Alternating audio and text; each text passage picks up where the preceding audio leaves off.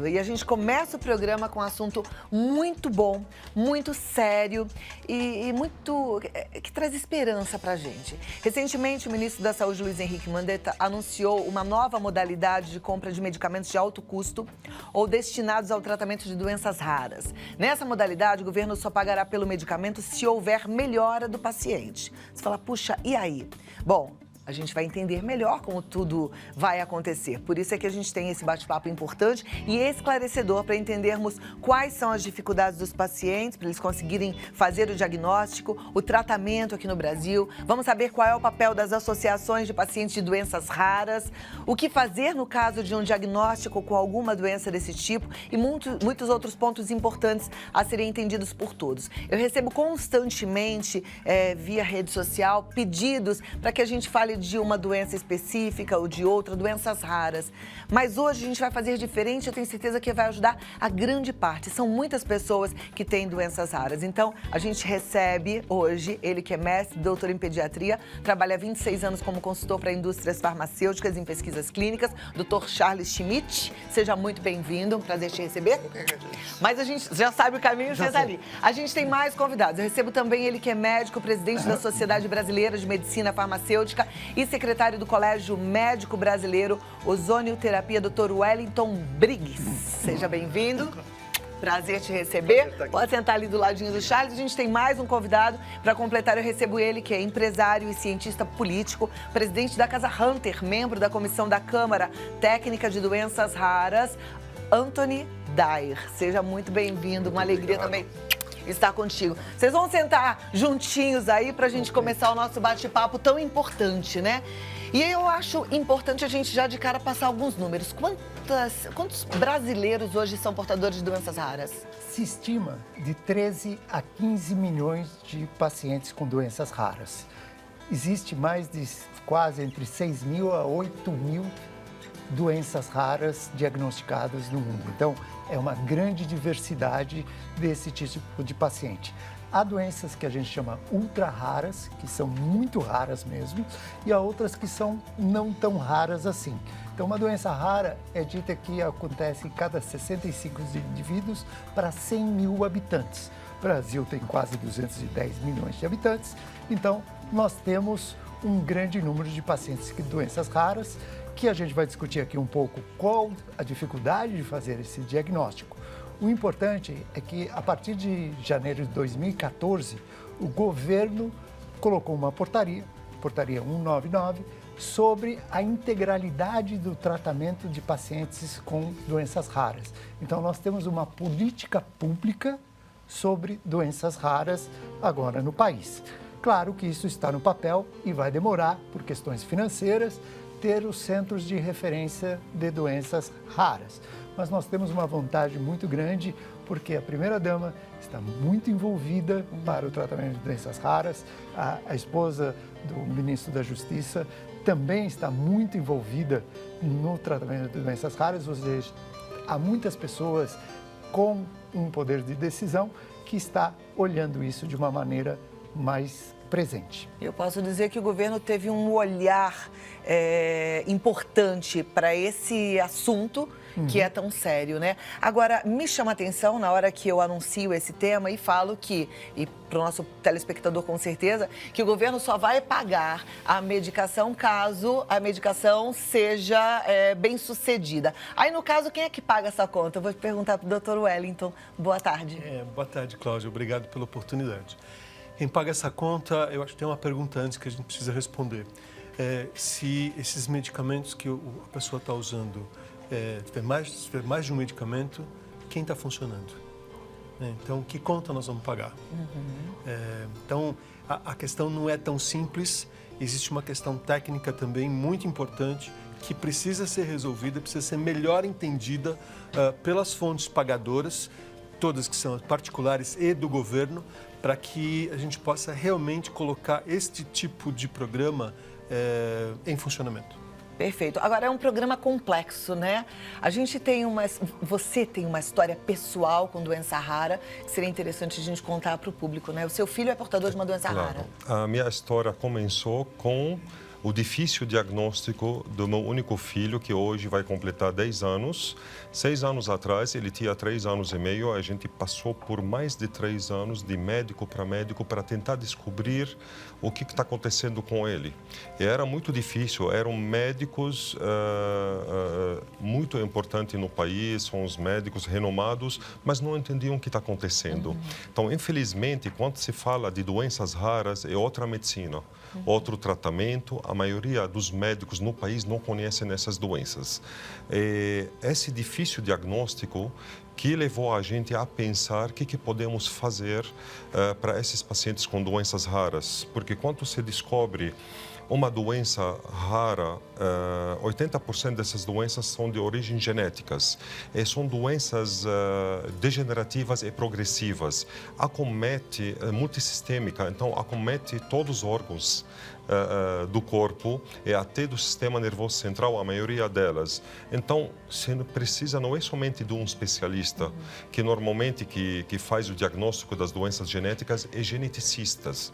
São geneticistas que nós temos menos que 300 geneticistas no país inteiro. Então, você precisa de ortopedista, de cardiologista, neurologista, mas que entendem também dessas doenças.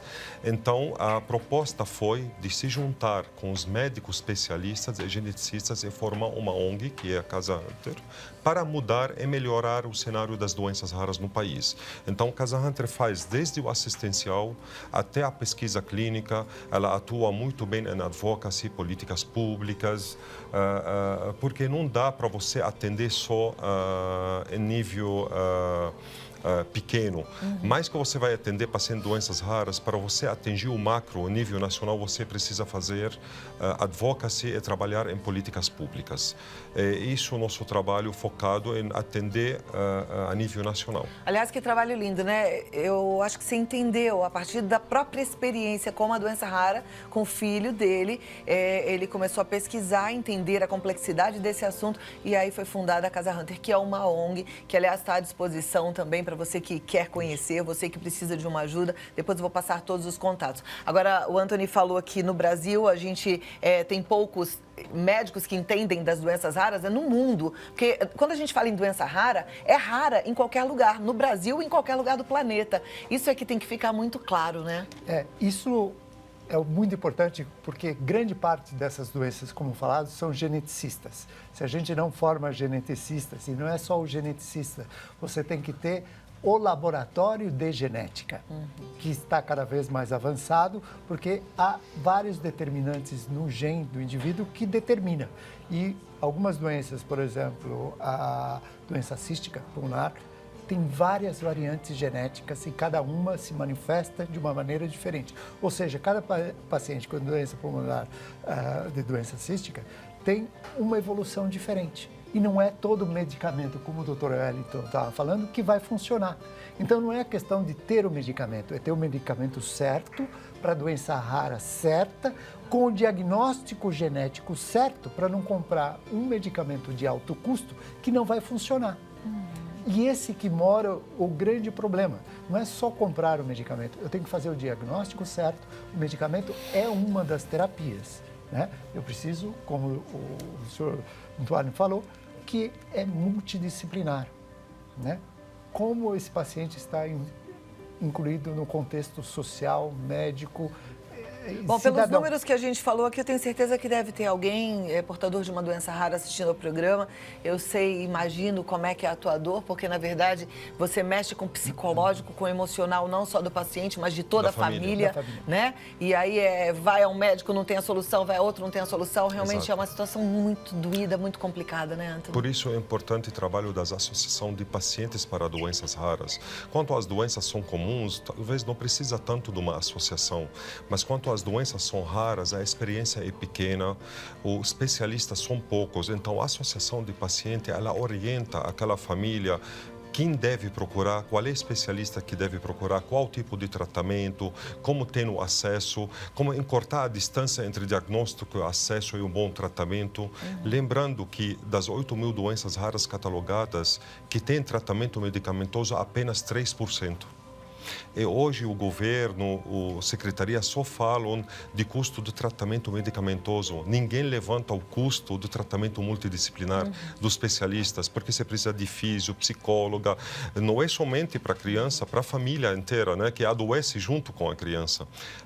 Então, isso que a Casa Hunter faz nos projetos, modelos de atendimento criados pela Casa Hunter, a gente dá assistência para a família, apoio psicológico, e agora nós vamos começar a construção do primeiro centro de atenção integral aos pacientes com doenças raras em Porto Alegre esse ano. Que bom. Mas pelo que a gente está sentindo, o governo está com esse olhar diferente. Como é que a Sociedade Brasileira de Medicina Farmacêutica atua nesse segmento?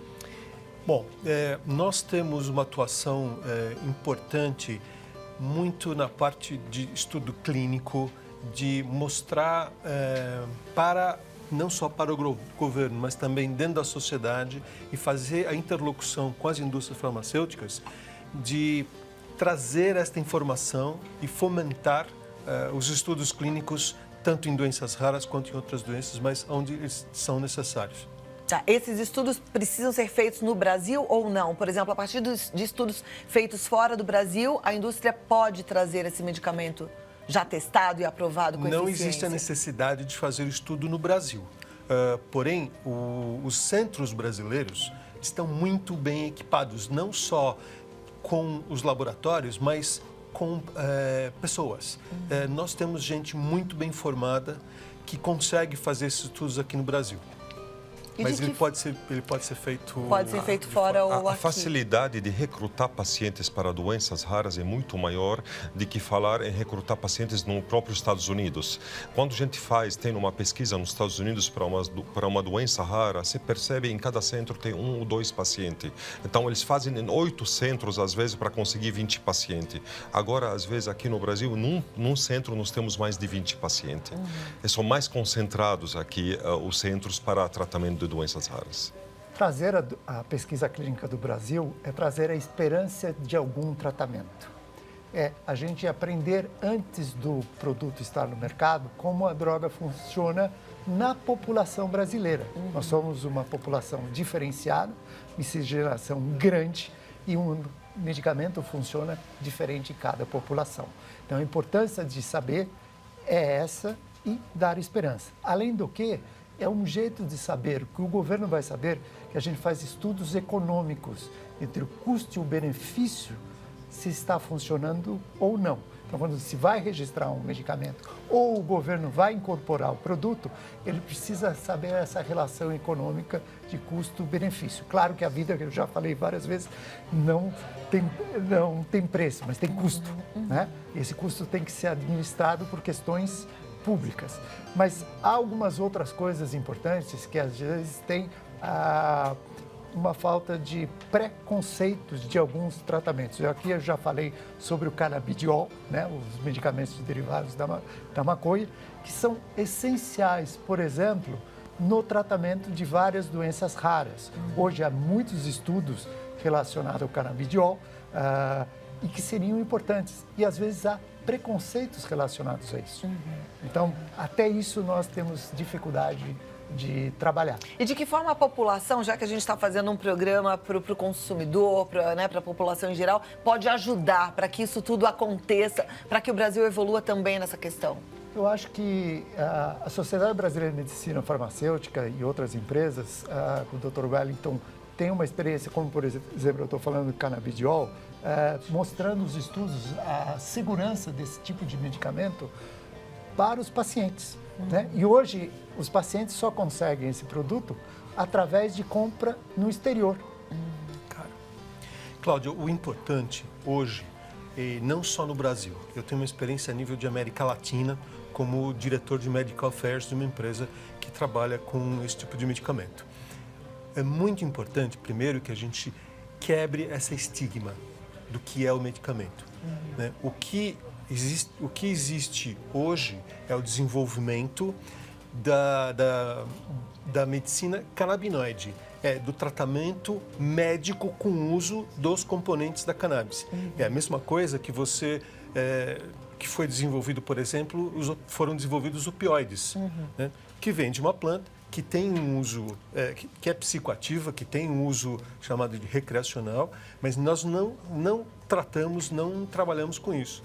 Então, começar da educação, né? Então, educação não só para a população, mas também para a classe médica, que existe essa nova classe terapêutica que pode ser um adjuvante importante nos tratamentos de doenças raras, muitas delas.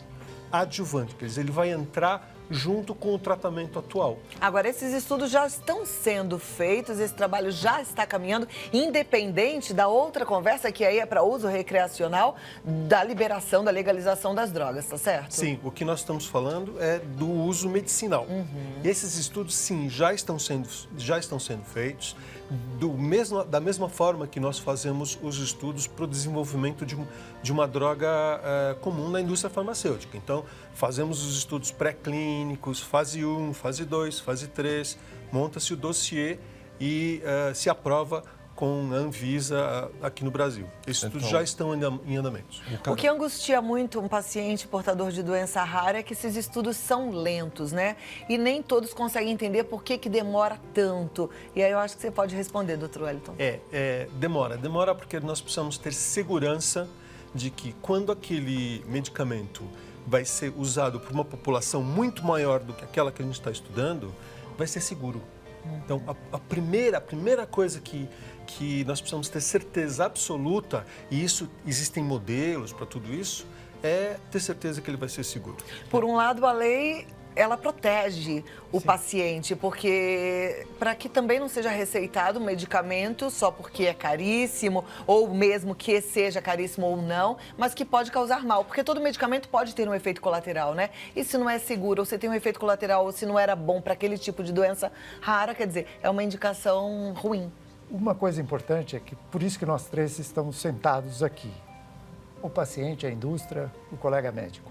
Essa unidade de trabalho está voltado, que a gente chama estudos baseados na centricidade do paciente. Ou seja, o paciente vai dizer o que ele gostaria de benefício com o novo medicamento. Às vezes, o médico fala, olha, para tratar, eu quero erradicar aquela doença, eu quero acabar e acabou o problema. E o paciente pode falar, olha, eu consigo viver e é mais fácil eu pesquisar um medicamento que vai me aliviar a minha dor.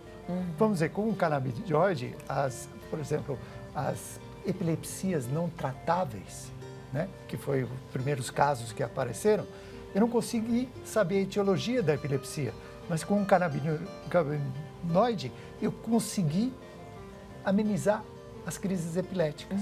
Então, essa é uma experiência que fala, para aquela família, diminuir as crises epiléticas era o fundamental, e não erradicar a doença.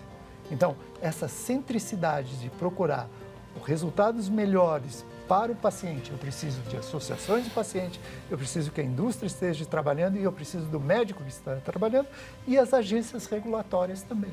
Todos juntos e não um atirando de um lado para o outro. Hoje a comunidade científica já sabe que para qualquer tratamento eficaz de doenças raras precisa de terapia combinada. Então não é somente um medicamento que vai salvar a vida daquele paciente. Então precisa de uma terapia combinada, onde o cannabis pode entrar para as doenças lissossômicas, né, para ajudar muitos pacientes que têm esse tipo de doença.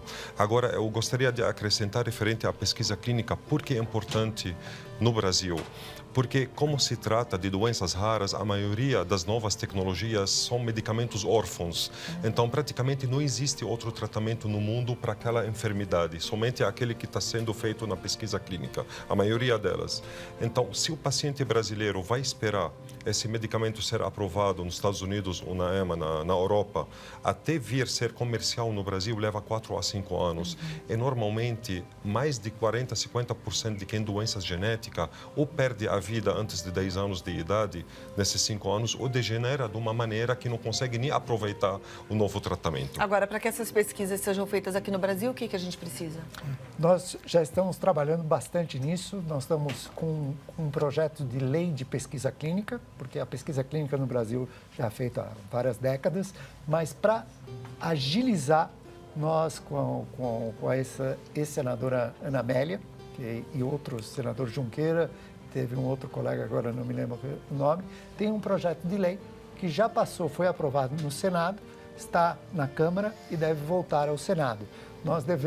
A população deve pedir para que esse projeto de lei ande, claro, com proteção ética, com proteção ao sujeito da pesquisa clínica, mas que isso traga também com benefícios a todos, né? É complexo esse sistema, mas o Brasil tendo um marco legal nesse caminho, a gente acredita que possa também agilizar. Nós já caminhamos muito. Os tempos regulatórios no Brasil, às vezes, demoravam mais de um ano para conseguir. E agora, com novas administrações, na CONEP, que é o Conselho Nacional de Ética em Pesquisa, a mesma Anvisa, a Anvisa está muito voltada para doenças raras, a gente está conseguindo aprovar estudos clínicos até em 3 meses. Que ótimo. Eu fico muito contente. A gente tem falado muito do empoderamento da população como um todo, principalmente na área política. A gente sempre fala assim, e a gente fica achando que é a gente ter voz ativa para dizer não à corrupção, mas você vê, para casos sérios que envolvem a nossa saúde, a gente também tem que estar de olho, a gente tem que participar efetivamente. Então, a gente já vai para a primeira pergunta. Ela vem da Bahia. Boa tarde, sou a Tânia. Eu tenho um irmão de uma conhecida que está com uma doença rara e o nome é ela. E tudo é muito caro. Remédio, R$28 mil, tem fisioterapeuta, é um tratamento muito caro. Dê uma luz, o que devemos fazer? Bom, realmente a esclerose lateral amiotrófica é uma doença que realmente o paciente vai evoluir de uma maneira não adequada, né? Realmente, mas tem coisas a fazer que a gente chama um trabalho paliativo também. E existe uma associação de pacientes com esclerose lateral amiotrófica extremamente atuante. Acho que tem 2, né? Procura ela, não é isso? Procura ela e a Brela. E a Brela. São 2 associações. Ela e a Brela. Procura ela. Procura ela e a Brela. e a Brela, tá.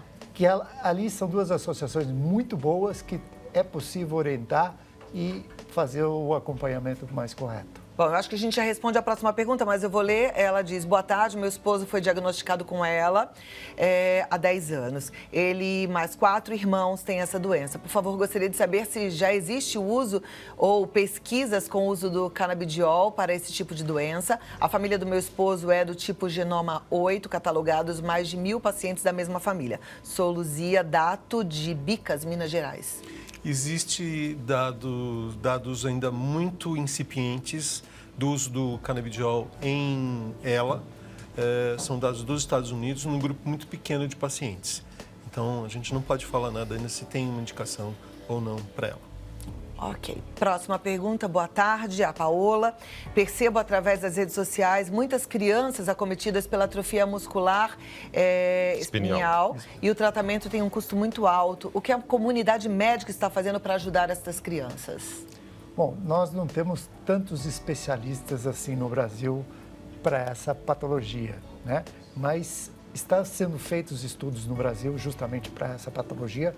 Existem alguns medicamentos em perspectiva muito bons chegando que possa vir a trazer vários benefícios. A terapia gênica, que a gente fala que é manipulação genética, é a cura, né, da patologia, está caminhando e está caminhando a passos rápidos, né? Aliás, foi submetida no FDA nos Estados Unidos e já em breve será submetida ou está sendo submetida no Brasil para a Anvisa. Uma terapia gênica, mas para tipo 1 da doença.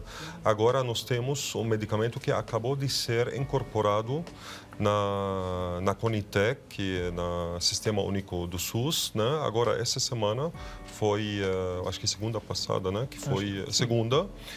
Saiu a incorporação. Infelizmente, a incorporação não vai atender todo mundo, como isso acontece em todos os lugares do mundo, mas isso cabe, claro, à comunidade científica, junto com associações de pacientes que cuidam dessa doença, para trabalhar junto com o Ministério da Saúde para poder atender a maioria de que são acometidos com essa doença. Existe hoje no Brasil um medicamento aprovado pela Anvisa que atende vários tipos da AMI, né? E cabe agora a essas associações, junto com os médicos, pedir para o Ministério da Saúde para poder modificar alguma coisa para atender mais pacientes. A metodologia adotada pelo Ministério da Saúde, isso é um desafio que todos os governos no mundo estão tendo. Como nós vamos arcar com o alto custo das novas tecnologias? Tá? Então, isso já está sendo adotado na Europa. O ministro Mandetta já está adotando essa metodologia que eu acredito que seja muito boa, porque assim, nós não sabemos da eficácia dos medicamentos, mais que sejam aprovados, se todos os pacientes vão responder da mesma forma. Tá? E além disso, com todos os tipos, porque tem vários espectros de doença, vários tipos, várias mutações da maioria das doenças raras. Então aqui, se responde bem, tem resultado bom, o Ministério paga. Se tem resultado ruim, aí é a indústria que tem que arcar. Então acho que isso é justo para todo mundo, até para o paciente. Eu acho que é justo para todo mundo. Pelas conversas que a gente teve, pelo que a gente sabe, como é uma doença que tem, na maioria das vezes, um fundo genético, existe a prevenção para uma doença rara? Sim, é o aconselhamento genético. Exato.